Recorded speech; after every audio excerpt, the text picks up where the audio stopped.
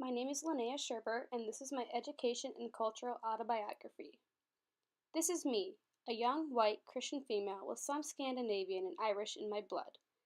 And this is the family that I grew up with: my mom, my older brother, my younger brother, and my dad. By looking at this picture, you can probably tell that we are your typical nuclear family. Growing up, I went to two different public schools. From preschool to kindergarten, I went to school in Redwood Falls in southwest Minnesota, and then from first grade all the way up to 12th grade, I went to school in Monticello, Minnesota, just northwest of the Twin Cities. When it came to my racial identity, I think I had a pretty good idea of who I was at a young age. I knew that I was white when I compared my skin to my adopted cousins at family gatherings, and also because my brother told me that I was white when I was 5. I also remember comparing myself to classmates that I went to school with. In Redwood Falls, my brothers and I went to a school where the population of students was 30% Native American of the Lower Sioux community.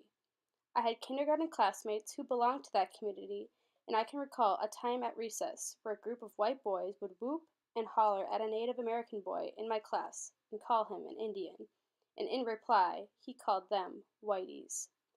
I learned that this behavior was disrespectful because my older brother had a friend who was Native American who belonged to the Lower Sioux community who told us that they did not like to be called the term Indian.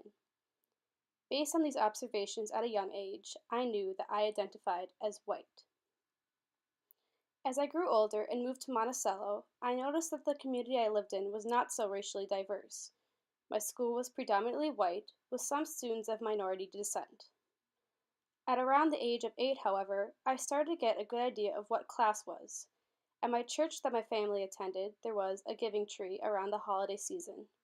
The tree would be hung with paper ornaments with anonymous gift requests from children in the community whose parents could not afford Christmas presents. My family loved to help with this project every year, and this made me understand how fortunate I was to be able to not only receive my own Christmas presents each year, but also be able to give someone else their own.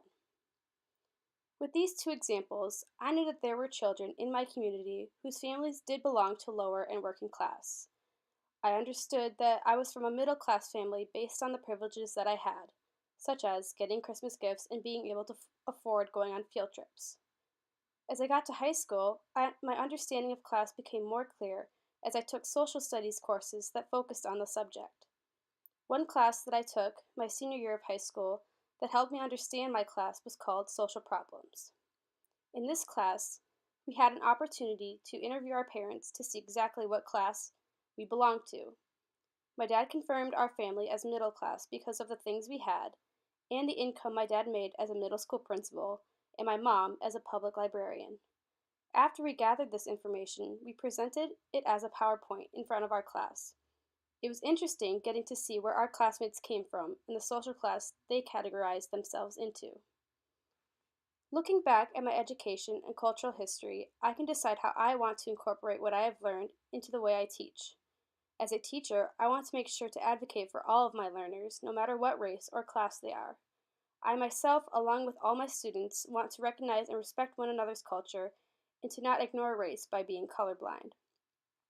Differences should be celebrated and not discriminated against. I also want to be able to provide materials for my students who cannot provide their own by always having extra supplies for them on hand. I'd also like to do everything in my power to make sure every student can enjoy going on field trips by having a financial plan sorted out with the school. With these ideas in mind, I hope my classroom will be a safe environment for all of my students.